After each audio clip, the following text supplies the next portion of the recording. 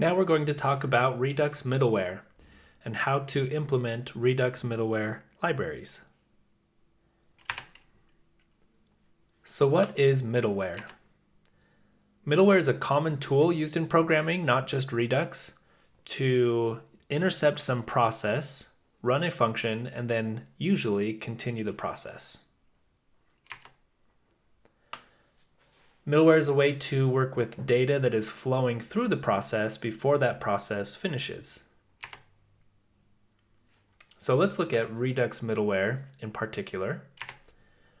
Redux Middleware intercepts every action that is dispatched before it gets to the reducer.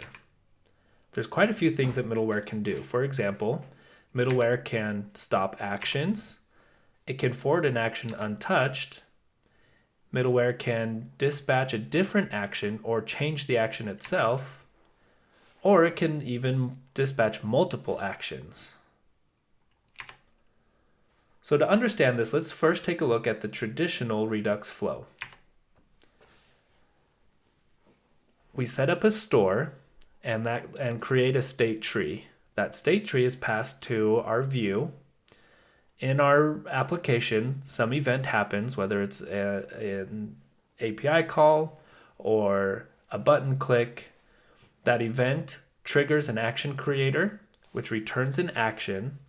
That action is dispatched to the reducers, and a new state tree is created, and that updates the store and passes our new state tree to our view, and the process starts over again when a new event occurs in our UI. So let's take a look at the Redux flow with middleware. When an event happens in our UI that triggers an action creator, an action is dispatched from our action creator, but before that action goes into the reducer, it flows through every middleware function that we've added to our project. Once the action has flowed through the middleware, it is then passed into the reducer. Or maybe it's been changed and the new changed action is passed into our reducer. Or maybe a brand new action has been dispatched and the old action is discarded.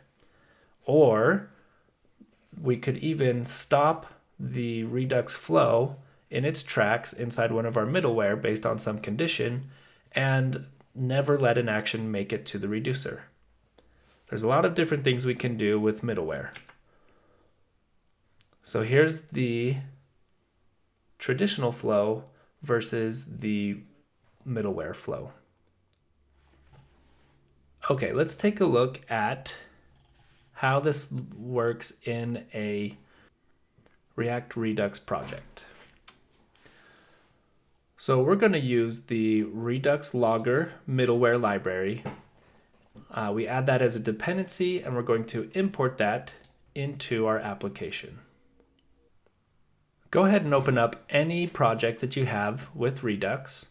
I'm going to use this guided project from the last module.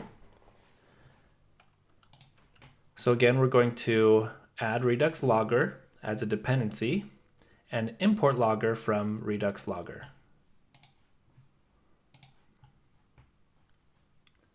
So in my dependency list, I'm going to look for Redux Logger.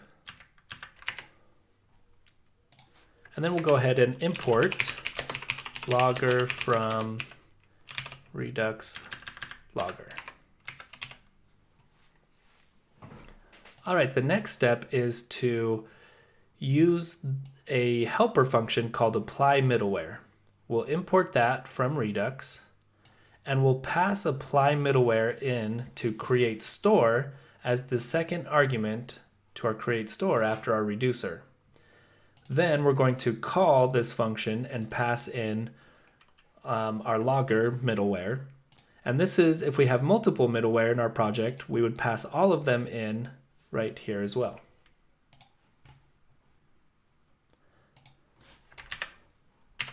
So we're going to import apply middleware. We're going to pass that in as the second argument here. And we're going to invoke apply middleware inside our create store function.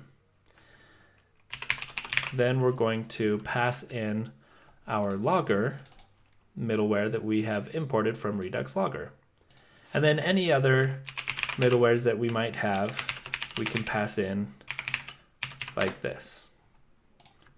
One side note for the logger in particular is the order does matter that you import or that you add middleware into this apply middleware function. So anytime you use a logging middleware, it needs to be the last one added, passed into this function call.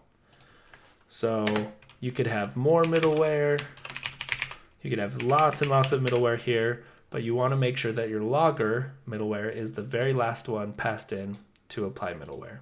We'll learn a little bit more about this in the next module. All right, so logger is going to console log any action that happens in our application. How this is going to work is in our component, we're going to click this button to update the title in this application. And that will call an action creator. Our action creator will return an action, and then that action will flow through our logger middleware.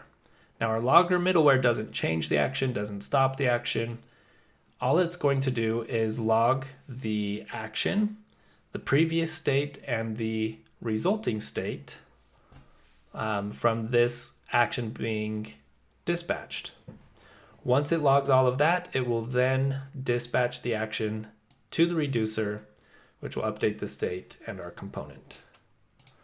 So let's open this up in a new window. And we'll go ahead and watch the console here. And here we see Redux Logger at work. So Redux Logger intercepted our action and then logged some information and then forwarded the action onto the reducer. And we can see our previous state. We can see the action that was dispatched, and we can see the resulting state.